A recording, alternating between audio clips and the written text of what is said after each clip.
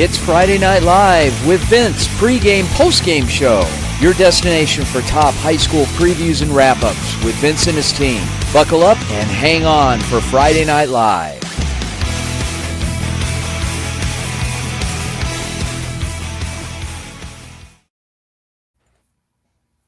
Welcome to Friday Night Live, presented by the Varsity Sports Show team. My name is Vince DeLisio. As always, joined by a couple of our amazing team members, starting with Cole Bruntz and Nick Hill. Cole from the University of Arizona. Cole, how's your week been? It's been pretty good, Vince. Doing a couple commercials, promoting some shows. It's been good. It's been a lot more quiet on campus now that the March Madness run is over, unfortunately, but it helps get the studies back up. Yeah, well, that's awesome. And Nick Hill from Arizona State. Nick, how's it going for you? I'm doing good, Vince. Yeah, I was just at the Brophy game earlier today, and that was, it was a pretty awesome experience. Brophy is a very talented baseball team. I believe they were ranked 5th in the 6th division, so they're definitely one of the better teams. Awesome. Little Brophy Bronco baseball hosting Sunny Slope today, and great matchup there and a great game. So anyway, let's kick things off here in our weekly sports wrap. We've got a lot of content, a lot of great things happening tonight to talk to you folks about, and we'll kick it off with turning it over to Cole. Cole, take it away. Yeah, so first off, we'll have Nick here introduce Braden Goetz. Yeah, so we have a quick pre-recorded segment from Braden Goetz. He is from the University of Arizona on the Sugar Skulls. The Tucson Sugar Skulls Report, presented by the Varsity Sports Show, giving you a weekly insight on the latest Sugar Skulls news and updates on Tucson's indoor football league team. Now presenting the Tucson Sugar Skulls Report.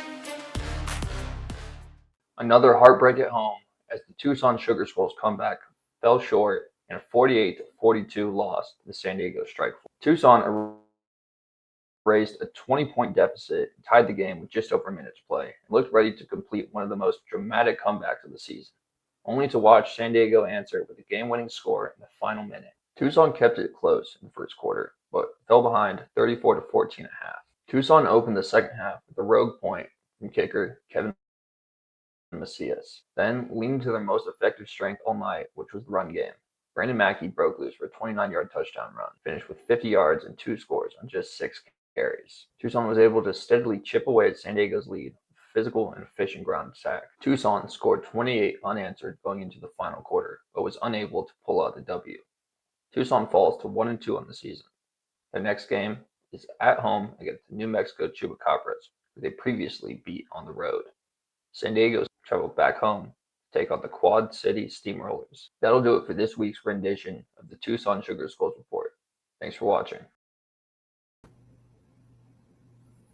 Yeah, nice little recap there from Braden Goetz. Thank you, Braden, about the Tucson Sugar Skulls Report. Next, we will have Craig Baker joining us with a pre-record from UNLV, and he will be talking about the Faith Lutheran versus Palo Verde baseball recap. How's it going, Varsity Weekly Live? I'm Craig Baker of the Varsity Sports Show, and for this segment, I present to you a game that I will recap that I had the pleasure of calling with my colleague Marlon Mundo, a Monday night baseball game between the Palo Verde Panthers and the Faith Lutheran Crusaders. It was a tremendous baseball game, and it was so much fun to call, and here is the recap. A game that started as a true pitcher's duel featured 2 aces on the bump, with the Panthers' Zach Franke squaring off against Faith's ace, Liam Radke. Radke, the Crusader, tossed 6 innings of 1-run baseball coming courtesy of an error. His strong performance on the mound had his team up 3-1 going into the top of the 7th. Franke of the Panthers, on the other hand, used his electric breaking ball to shut down the Crusader lineup, only allowing 2 unearned runs in 4 2/3 innings of work.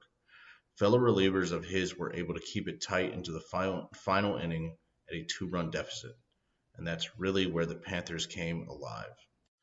Crusader seniors Herderick and Kalura allowed 6 runs on 3 hits to the Panthers, flipping the game upside down in the top half of the 7th. After getting out of the inning, the Crusaders mounted a furious comeback, plating 3 runs and getting the tying run in scoring position. But their work amounted to be too little, too late, and the Panthers escaped with a final score of 7-6. Yeah, so thank you to Craig Banker for giving us that quick little recap on the Palo Verde baseball game. Next up, we're going to just have a quick word from our sponsors. APAC is your one-stop source for all your automotive and heavy-duty air conditioning parts, supplies, and equipment. They're family-owned and have been the Valley's go-to for all your auto AC needs since 1982. Whether it's for your everyday or vintage car, commercial, or off-road vehicle or equipment, APAC has you covered. Call APAC, AAPAK, the AC experts at 602-254-1116 and ask for the Varsity Special to get 10% off your purchase. The Angry Crab Shack in Tempe, with an experience so good it remains indescribable, with something for every seafood lover. Try one of their amazing custom seafood boils, sandwiches, appetizers, and salads. Angry Crab Shack Tempe is located east of I-10 on Warner Road, 480-674-3847. The Angry Crab Shack in Tempe. Come ready to eat.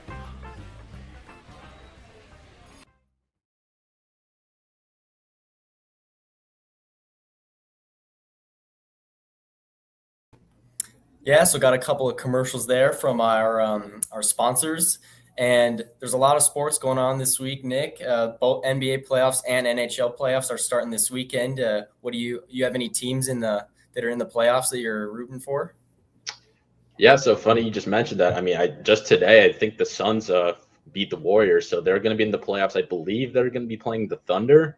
I mean, it's cool to see them in the playoffs. I mean, I don't think it's going to go the way we want it to go, unfortunately. But I hope at least, I want the Spurs to go all the way NBA-wise. Yeah, for sure. That's valid. Yeah, I'm a Nuggets fan. We got the Timberwolves up, playing them for the 3rd time in the past 4 years. I feel like it's always – I feel like it definitely can go to 7 games for sure. I wouldn't be surprised about that. But, yeah, so what you got next for us, Nick? Yeah, next up we have Nick Rashke. Mr. Rashke, the Nick and Nick duo. We're back here on Friday Night Live, man. We are. Yeah. We got a quick little Brophy recap from you from the baseball game. So what do you got for us, man? So, well, you and I, we were both at Brophy just a few hours ago, and it was senior day at Brophy. They were going against Sunny Slope, and, well, quite a day for them it was. 15-0 was the score. That's 15-0. I mean, Brophy, their lineup was just insane. You had pitcher Charlie Borchardt. He went 4 innings scoreless. Braden Harmon, second baseman, he had some good plays, got on base a lot. Andre Ethier's son, Dre Ethier, he was pretty good at the shortstop. Then you had Ryan Fesperin, Nico Lara, Isaac Holder. I mean, I could go down their entire lineup. They were amazing. Pitcher for Sunny Slope, that was who was that?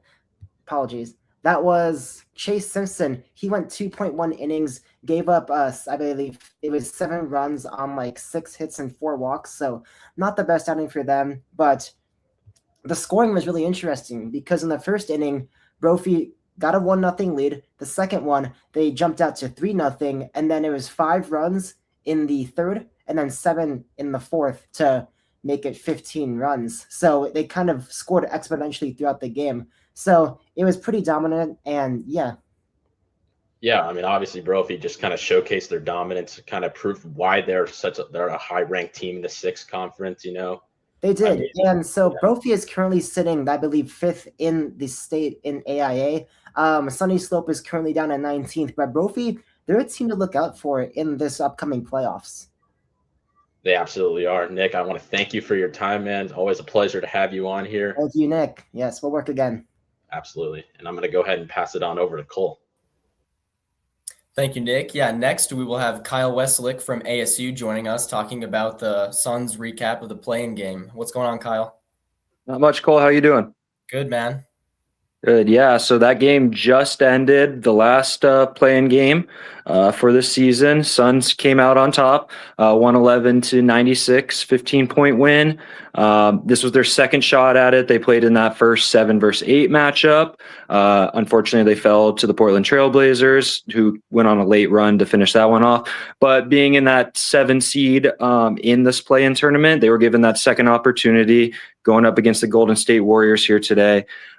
Fast start, jumped out in the first quarter. First quarter, they were up by 18 points, 33-15 score. Golden State, just like they did in their first playing game, worked their way back in, halftime, 5-point game. It was close going into that fourth quarter, within range. Honestly, I thought, based off that first playing game with the Portland Trailblazers, that there was a chance the Suns let up a late run to let the Warriors back into it, but they held their own. Jalen Green, once again, masterclass of a game, ended with 36 points, back-to-back 30-point performances. So they did secure that 8 seed in the Western Conference, but they are going to have to go up against Oklahoma City Thunder, defending champs. Again, number 1 seed in the West. It's going to be a tough matchup. But I think there's a possibility Suns could come out with a couple wins, but it's hard to see them winning that series with the offense and defense of power that OKC has. But it's the playoffs. Anything can happen. We've seen an 8 seed in the East, the Miami Heat, I think it was 3-4 years ago, made it all the way to the finals, played the Nuggets. I believe it went to 6 games. They ended up losing it, but anything's possible in the playoffs. So it'll be interesting to see. Sure, yeah, I know the Thunder are definitely the heavy favorite to win it all, but what do you think it's going to take for the Suns, to be able to go into Oklahoma City and get wins on the road like that? Yeah, it's going to be a tough atmosphere either way in that scenario, but I think it's going to have to be on that defensive end. OKC, you can see they go on spurts where they can go on 20-5 runs, and that just can take the life out of their opponent. So staying good on defense, and 3-point shooting, I think, is going to be a very important aspect for the Suns to have a chance. In the play-in game today, they shot very well. Jalen Green, I think, had 8 3-pointers on like 8 for 12 from deep. So I think 3-point shooting is going to be the key for them on the offensive end. Awesome. Well, that's Kyle Westlick, everybody, from ASU, and thank you for joining us. We'll pass it now back to Nick. Yeah, so we actually got a double header here from Kyle. He's got a quick little pre-recorded segment for us, and he's going to be talking on the Diamondbacks weekend. We're back home at Chase Field for the first time in 12 days on Friday night to open up their series against the defending American League champion Toronto Blue Jays. Diamondbacks, who have only had 2 home series all year, are back home in Phoenix, but this series has a little bit more than just baseball. On Friday night, after the last pitch, there is no reason to go home because there will be post-game fireworks.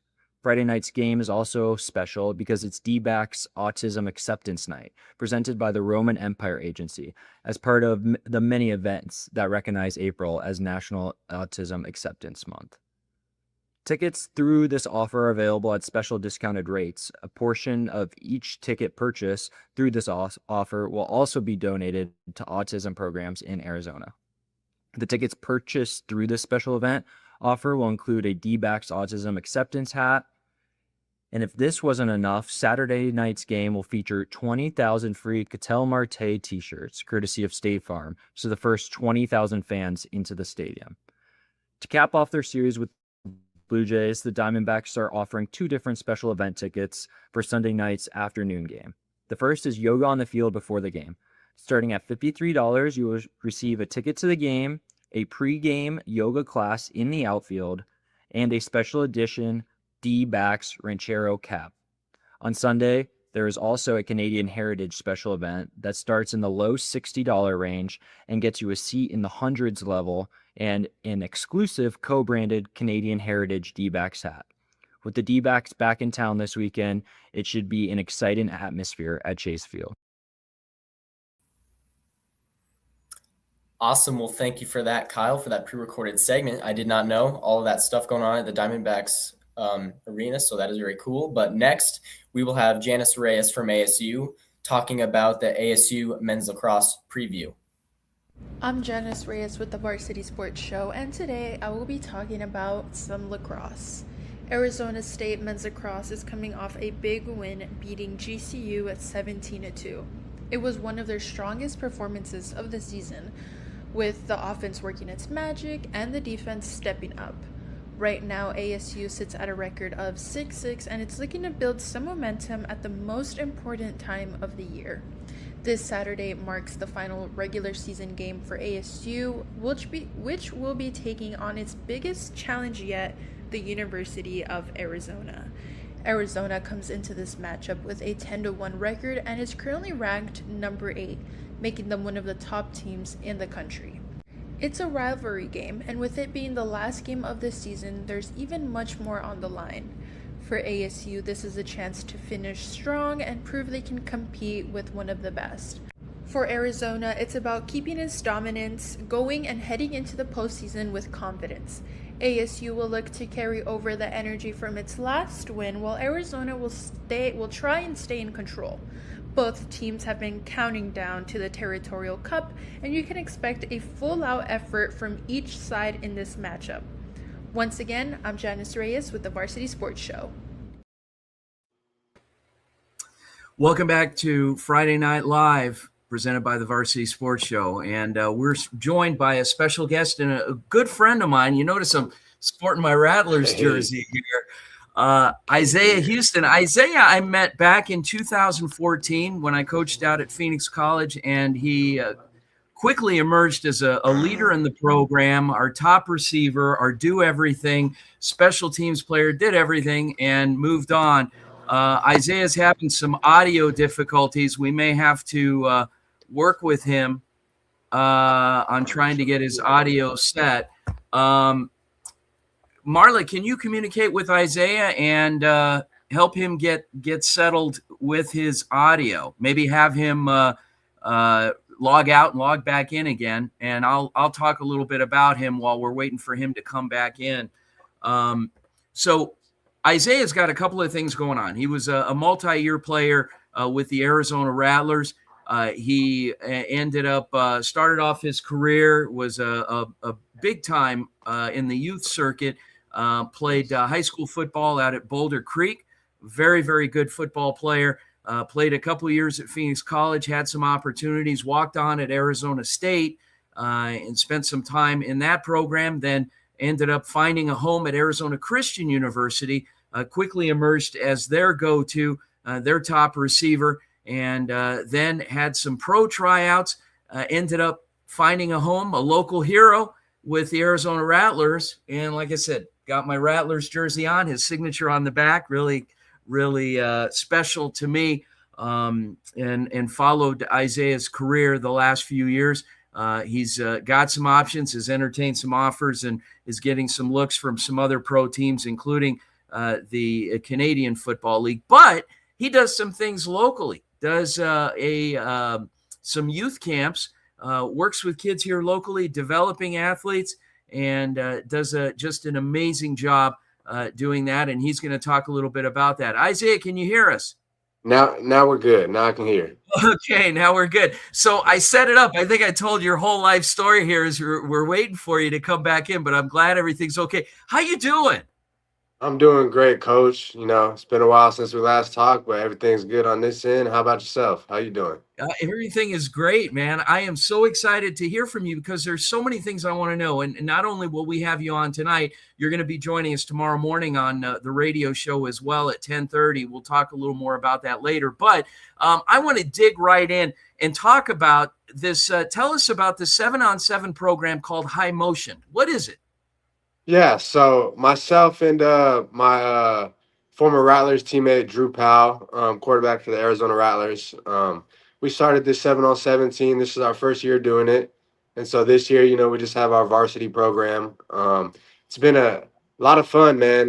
You know, a lot of these 7-on-7 teams and environments these days have kind of gotten a little bad rep, you know, with the kind of the culture and the way it is out there right now. So, you know, we just kind of looked at it as an opportunity to make a good positive impact on these high school kids and give them real development, you know, not just try to go find a bunch of, you know, highest ranked kids and just go win 7-on-7 tournaments, So we got kids from all over, and we're just really trying to develop them as football players, and also young men, and just kind of show them what it takes to play at that next level.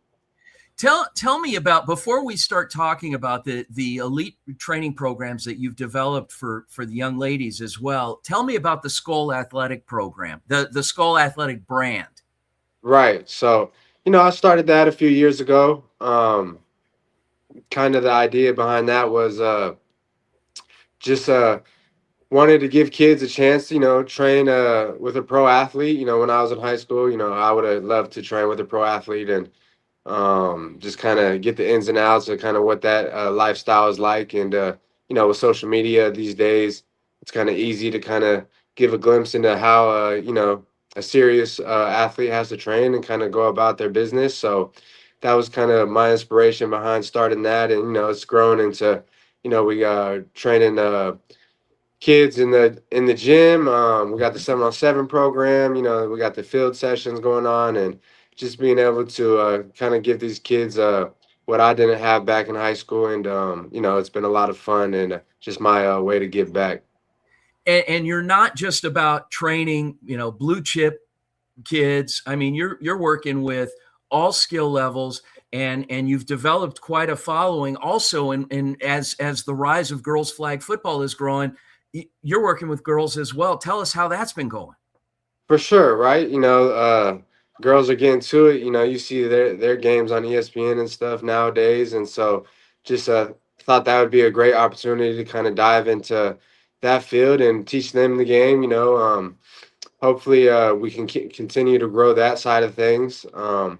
But just be able to give back again and share my knowledge that I've learned over the years. And, it's only going to get bigger and bigger. So just see a lot of good opportunity there, and a lot of room to make a positive impact for sure. How can people find out more information? Yeah, you can always find us on social media. Instagram, it's at Skull Athletic Club. Facebook, same thing, Skull Athletic Club. And then obviously my personal handle, Isaiah Houston, if you type that in, ISAIAH, and then HUSTON is the correct spelling. You should be able to find us both on Instagram, Facebook.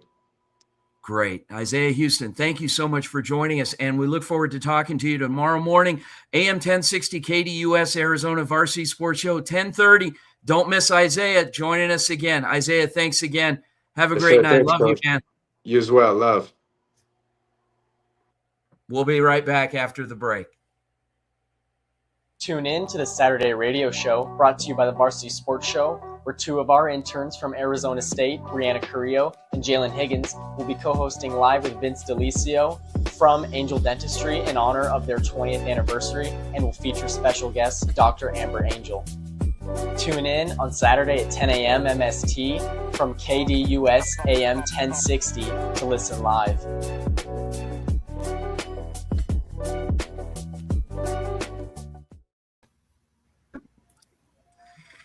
Love talking to Isaiah. That guy is my hero. He's a local legend and has worked his tail off, overcome a lot of adversity throughout his career, and just keeps coming back.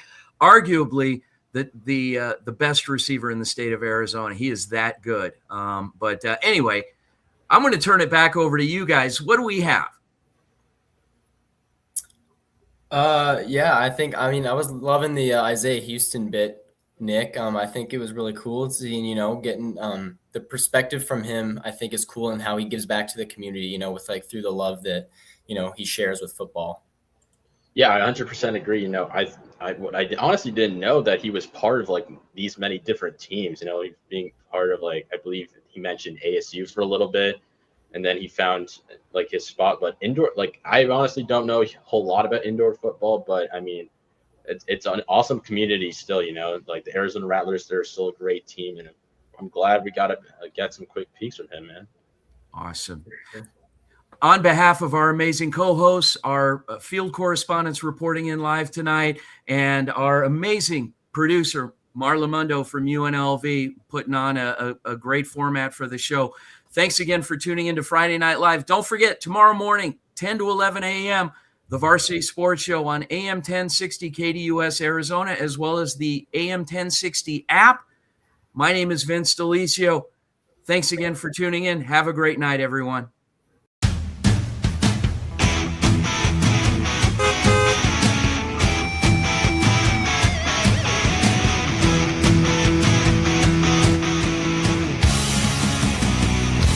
It's Friday Night Live with Vince, pregame, postgame show.